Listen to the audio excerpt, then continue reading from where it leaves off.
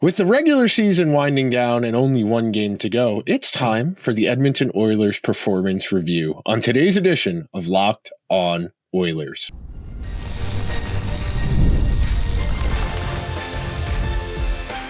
You are Locked On Oilers, your daily podcast on the Edmonton Oilers, part of the Locked On Podcast Network, your team every day. Hello, everyone, and welcome to this Wednesday edition of Locked On Oilers. I am your host, Nick Zararis. 1 year as host of Locked On Oilers, 3 years in the Locked On Podcast Network. I've been doing digital media content for almost a full decade now, which is terrifying to say out loud. And on today's very jam-packed show, a whole lot to get to. But first, today's show is brought to you by our friends over at FanDuel, where right now, new FanDuel customers can get $250 in bonus bets if your first $5 bet wins.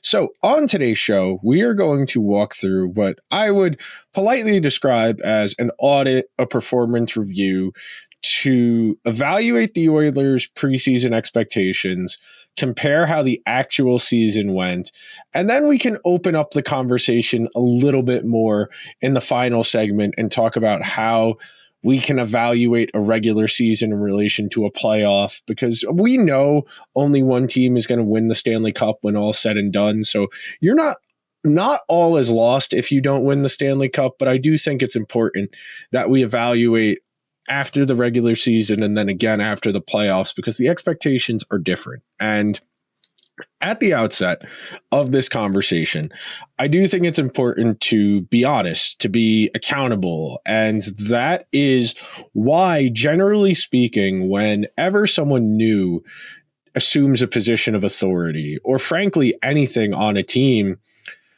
their first course of action is usually going to be to understand how systems work, what the processes are, to get a baseline understanding of what a good outcome looks like. So then you can start to streamline processes to get good outcomes more consistently, to improve performance, to improve growth. So we entered the season with the Edmonton Oilers as the betting favorite to win the Stanley Cup. They lost in last year's Stanley Cup final. They made paper additions. They hadn't played any games yet with Victor Arvidsson, with Jeff Skinner, with their new look defense around Ty Emberson, Brett Kulak. They hadn't played any games yet.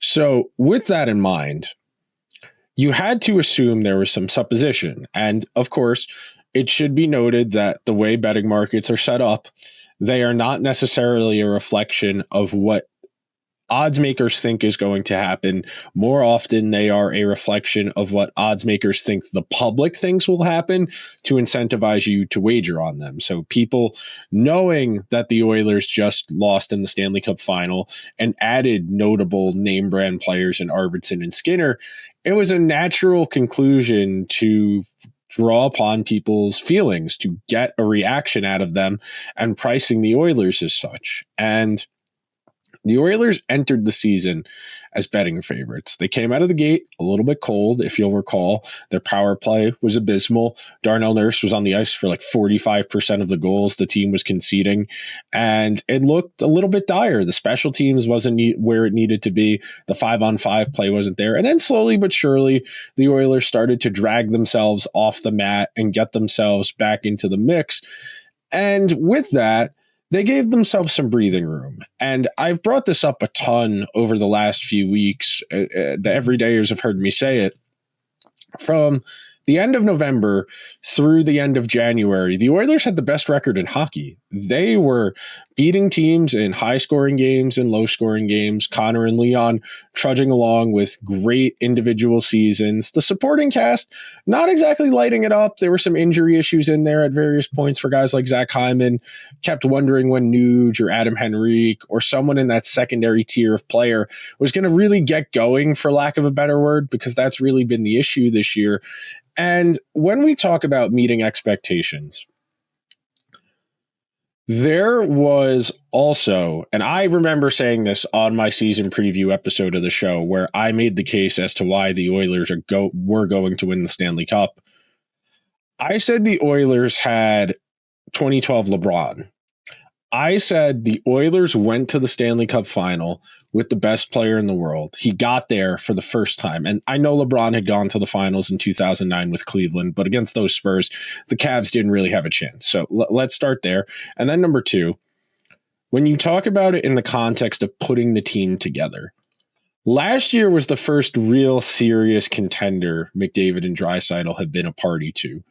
And when you give an all-time great player a taste of that feeling of how close you can get and what's possible if you push yourself to the absolute limit, the man on the mission trope is highly effective. You know, we love the Liam Neeson Taken movies. We love all of the Schwarzenegger and Stallone movies from the 80s because the man on the mission who has the one-track mind and the singular focus to achieve his goal, whether it's Stallone in First Blood, whether it's Schwarzenegger in Predator, you can even go further. You could do Danny Glover for some reason in Predator 2, which I still find hilarious. You can go on and on with all of those 80s action movies with the singular man on the mission.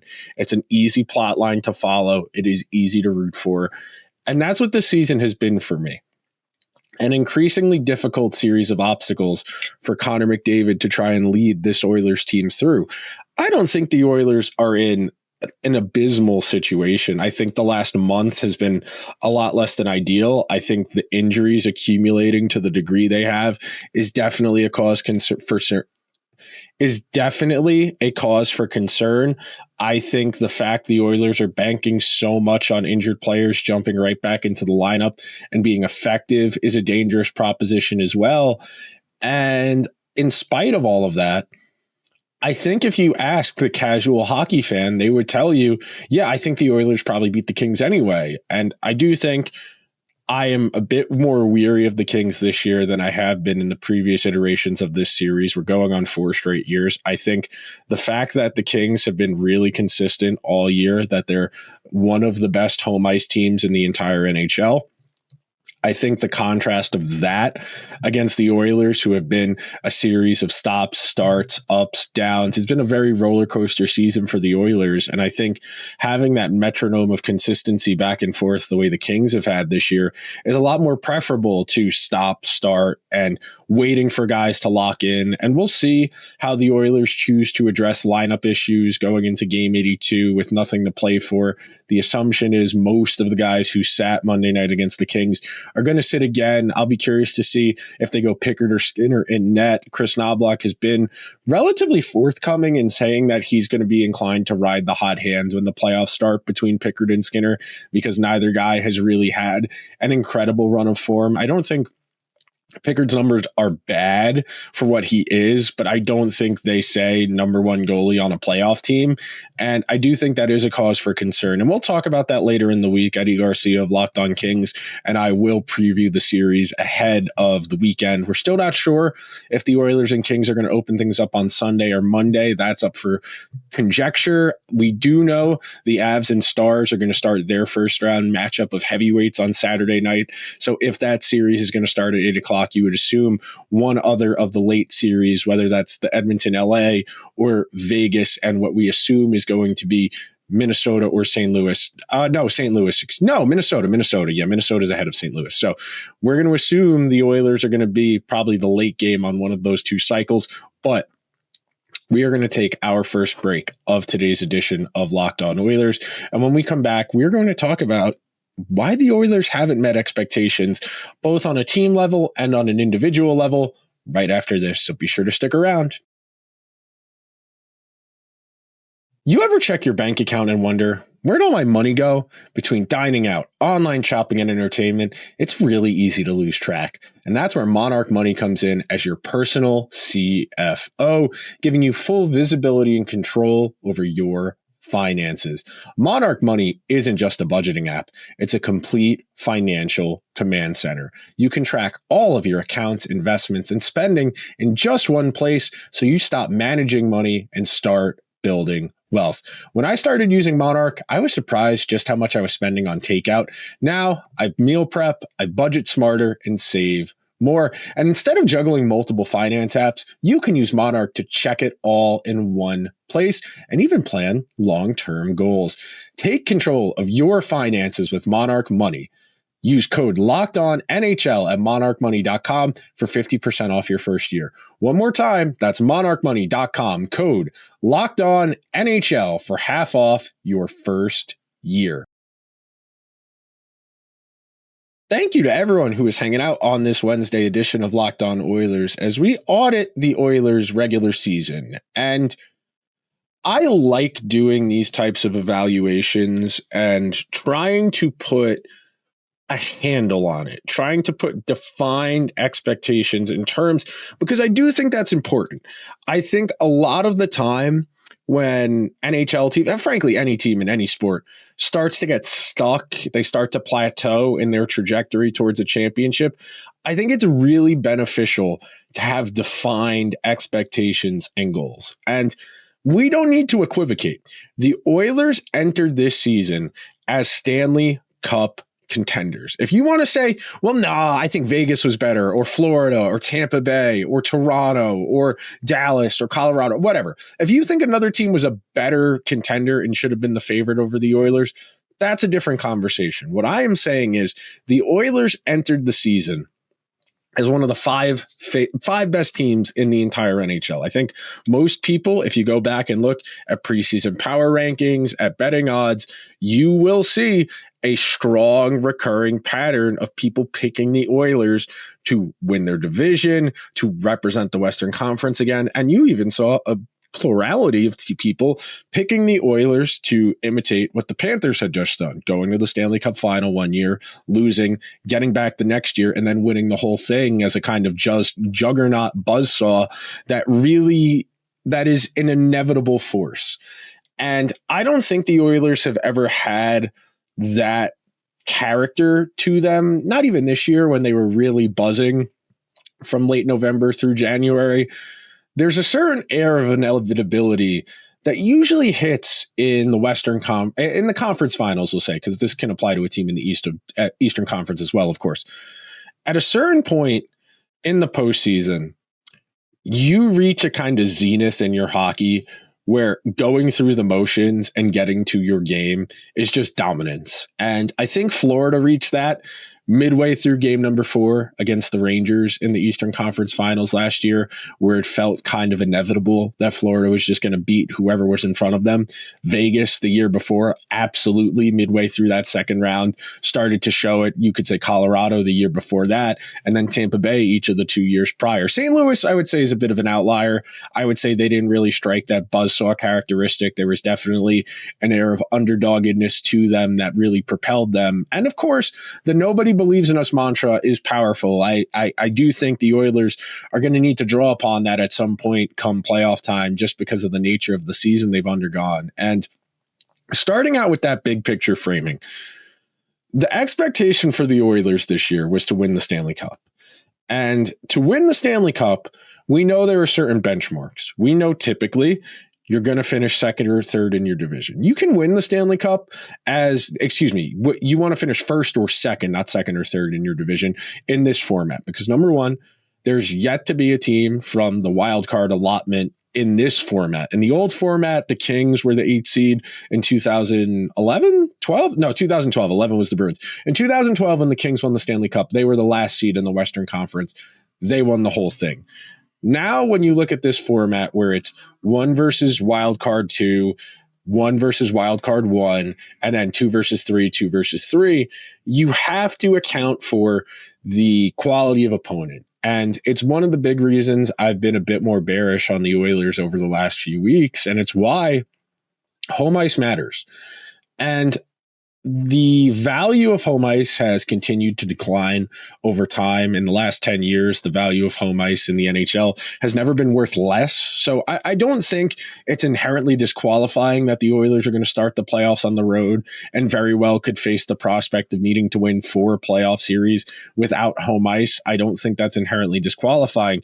But if we're talking about the checklist of being a championship caliber team, home ice advantage, getting a more favorable matchup earlier in the postseason, those are important goals. And I've done the math over and over again, and it usually ebbs and flows a little bit. But for the most part, teams are going to win the Stanley Cup in between 20 and 23 games.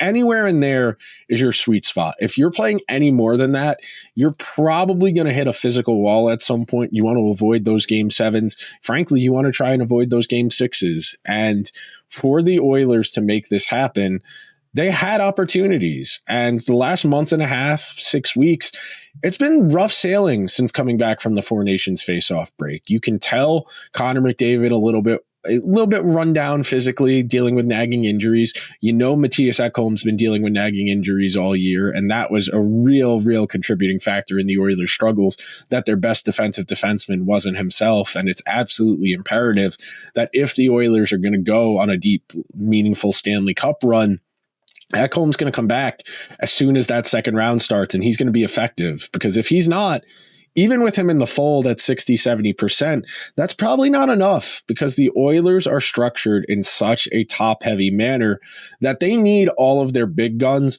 going at full steam. That way, the supporting cast only really needs to tread water. If the supporting cast needs to pick up significant slack in the rope to get them in the direction they want to go in, I have a hard time envisioning it. But on that first level, you know, getting home ice, getting a favorable matchup in the first round, I would say the Oilers failed to meet expectations there. Then you start looking at it on a player-by-player basis. I will say, based on the amount of games Connor McDavid's played, he's missed quite a few this year between injuries and suspension, that he has reasonably met expectations. He's top 10 in scoring in the NHL. He's probably going to miss that 30 goals threshold. He has an opportunity, if he plays in game 82, to record 100 points. He's sitting on 99 right now at the time of this recording. And with that in mind, I think you could say he has reasonably met expectations. Draisaitl has exceeded expectations. I can make a strong argument that really only Leon Draisaitl, Brett Kulak, Corey Perry have exceeded expectations. Everybody else has either met or below expectations. I think almost all of the free agent signings or extensions, like Janmark, Adam Henrique, Skinner, Arvidsson, I would say all of those guys probably failed to meet expectations. I think what Zach Hyman did this year, 27 goals, half as many as he had last year, for what for what Zach Hyman is as a hockey player and what he's been historically, I wouldn't want to venture as far as to say that a player almost getting to 30 goals in spite of all the games he missed is failing to meet expectations. But if we're going to be frank, the Oilers need Hyman to be a 35, 40 goal player. And I know that's high for what he's been historically. But again, the way this roster is constructed with how dominant the power play is, they needed him to kind of solidify where he was last year. And he had a good year by all accounts. There are a lot of players across this league that if you told them they could have a 27 goal season tomorrow, they'd sign up for it, no questions asked. You consistently score 27 to 35 goals a year in this league, you're making a minimum of $6 million a year. And I know Hyman's under that number by just a smidge, but you got to remember when he signed that free agent contract. And then the last part of this, I don't think you can talk about the Oilers failing to meet expectations without addressing the Stuart Skinner elephant in the room. And as someone who loves Stu, the guy who really admires his resilience, you can't tell the story of this season without addressing the fact he was a below average goalie this year. And the Oilers, as I have said for 12 months now, a year into hosting the show, if Stuart Skinner is just a guy, most times the Oilers are going to win. If Stuart Skinner needs to be the guy, the Oilers are going to have a significantly harder time. We are going to take one more break on today's show. When we come back, we are going to dive a little bit deeper into expectations for regular season versus playoffs, the relationship between the two, and a whole lot more on today's edition of Locked On Oilers. So be sure to stick around. The NBA playoffs are almost here, and FanDuel is giving new customers an incredible way to get in on the action. Right now, when you join FanDuel and place your first $5 bet, you'll get $250 in bonus bets if your bet wins. I love how FanDuel makes it so easy, whether it's picking my favorite team or picking a player to ride for a prop. From threes to steals, blocks, rebounds, assists, FanDuel has so many ways to bet on your favorite players. Plus, after games tip off, You can even combine live prop bets into a same game parlay for your chance to win big. Don't miss out. Head on over to fanduel.com and claim your $250 in bonus bets today. Thank you to everyone who is hanging out on this Wednesday edition of Locked On Oilers. I almost forgot what day of the week it was. Sometimes your brain gets a little too busy. I've been doing so much show prep for the playoffs across the league. I want to get a handle on where everyone's at because I know the big picture. I know the records. I have an idea of who's having good seasons, but you want to try and peel back the layers. You know, you think about Shrek talking with Donkey about how ogres have layers like onions, and trying to understand the playoffs is at large a fool's errand because the relationship between regular season and postseason hockey is tangential at best. Typically, teams who have good regular seasons go on to have good playoffs, but by definition, if you make the playoffs, you have to be a decent team. And you think about the average talent level of a playoff team versus an average team in the NHL, and really quickly you start to get a discernible understanding as to why I won't shut up about how parity in the NHL isn't real. In reality, you just have a lot of bad teams, and the mediocre teams beat up on the bad teams. Do I think the Canadiens or the Senators are Stanley Cup caliber teams? No. If I'm going to be honest with you, I think the only two teams in the Eastern Conference capable of winning the Stanley Cup are Tampa Bay and Florida. I think in the West, it's a bit more open. I think you can make an argument for any of the 6 teams that are in a division spot. So if you wanted to say Vegas, LA, Edmonton, and then Winnipeg, Colorado, Dallas, I think you can make an argument for all of those teams. I'd be a little weary if I was somebody who had stakes, who had a vested interest in the LA Kings doing that, because I don't think they're capable of beating some of the teams they would need to along the way. And in fairness to the Kings, in fairness to Eddie, who will be on the show later in the week, a lot of my implied confidence in the Oilers is banking on Connor and Leon going crazy. And when we talk about regular season versus playoffs, meeting expectations, I think if you are a team that enters the regular season as a Stanley Cup favorite, a contender, you know, one of the 5 or 6 best teams in the NHL, I think for your season to be considered a success, you need to make at least the second round of the playoffs. I think if you get to the second round of the playoffs and you lose in 7-6 games to a good team, I think you can live with that, because by definition, if you are a Stanley Cup contender, you are one of those 5-6 best teams, and you get to the final 8, at that point, you know, if we're just flipping coins and you're picking 1 out of 8, you have a reasonable chance of going through 2 more times. That's not out of the question. I think once you start to extrapolate it outwards and you start to get caught up in narratives as opposed to results and practice, I think that's where we start to lose sight of the conversation. And I will extend an olive branch here. I know there are people who are listening right now who are saying, well, Nick, if the Oilers don't win the Stanley Cup, it would be a disappointment. Yeah, I agree with you. The Oilers entered the season with Stanley Cup aspirations, and they're entering the playoffs as a mash unit. They dressed 17 skaters last night because they had to be cap compliant, so they couldn't dress 12 forwards and 6 defensemen. They had to figure out just a way to piecemeal through. I think the fact that they are banking on Stuart Skinner and Calvin Pickard as their goaltending tandem to be good enough to win the Stanley Cup when they would be the worst goalie tandem to win the Stanley Cup, probably since the lockout, if we're going to be objective. I think that's a major cause for concern. I think the fact the Oilers didn't even consider adding a goalie at the deadline is a cause for concern and alters the way you should think about them in terms of the big picture and their expectations. If we were grading the Oilers on a sliding scale as far as exceeding, meeting, or below, I would say the Oilers failed to meet their regular season expectations. But I think we can all agree that the Oilers are at a point now where regular season results aren't the most important evaluation point for this team. I think we have more than enough evidence of the Oilers being a quality regular season team that can rattle off, the crazy 8 to 15 game win streak, depending on the year. You know what you're getting from Connor Leon, and I would dare venture to say, you know what you're getting from Evan Bouchard, and you go from there. The Oilers, like Tampa Bay, like Florida, Carolina, Toronto, Vegas, Dallas, Colorado, Winnipeg, those teams are being evaluated on, can they win the Stanley Cup?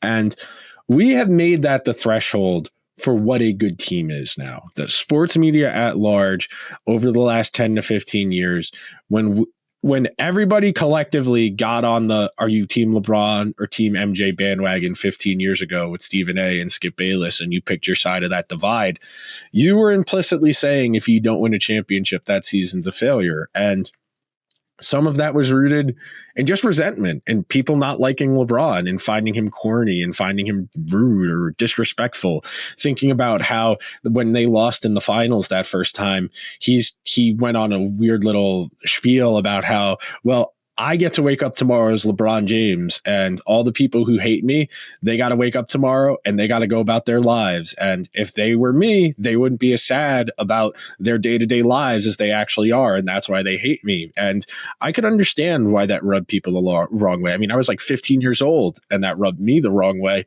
And I wasn't a LeBron hater, but that kind of polarized me negatively against LeBron for a while.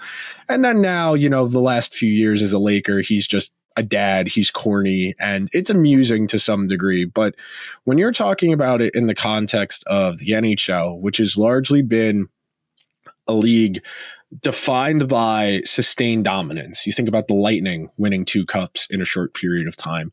You think about Washington winning a cup, but being in the playoffs a bunch, winning multiple President's trophies, the Blackhawks winning 3, the Kings winning 2, the Penguins winning 3. This is a league defined by sustained periods of excellence. And I don't think you need to win multiple Stanley Cups to be considered a great team. I think if this Oilers team, coming off of the regular season it just had, were able to do this, were able to go all the way, and the Oilers have the capacity. I do want to make that clear. I do think the Oilers, at their best, can play with anyone in the NHL, and it's simply a matter of, can they get there? Can they get to the best versions of themselves? And potential is tantalizing. It's why people invest in stocks. It's why they date significant others. It's why they start a business, because the capacity for greatness, for success is there. Potential is tantalizing. It is incumbent now upon the Oilers to not just rely on that potential for greatness and instead actively seize the potential for greatness and find a way to elevate their game with each passing round. You think about what it's going to take to beat the Kings, and then what it's going to take to beat the Golden Knights, and then what it's going to take to beat Colorado, Winnipeg, or Dallas, and then whatever it's going to take to beat Toronto or Florida or Tampa Bay or Carolina or the Devils or the Capitals for that matter, and how much it's going to take to get there. The Oilers are absolutely capable of getting to that level, but nothing they have shown you so far this year, because they have failed to meet their preseason expectations, leads you to believe it is particularly likely. But that will do it for today's edition of Locked On Oilers. Thank you so much to everybody who made Locked On Oilers their first listen of the day. Please subscribe wherever you get your podcasts or over on YouTube, and go check out Locked On NHL, covering the biggest stories across the league with the local expertise of Locked On. I will talk to you guys tomorrow. Until then, let's go Oilers.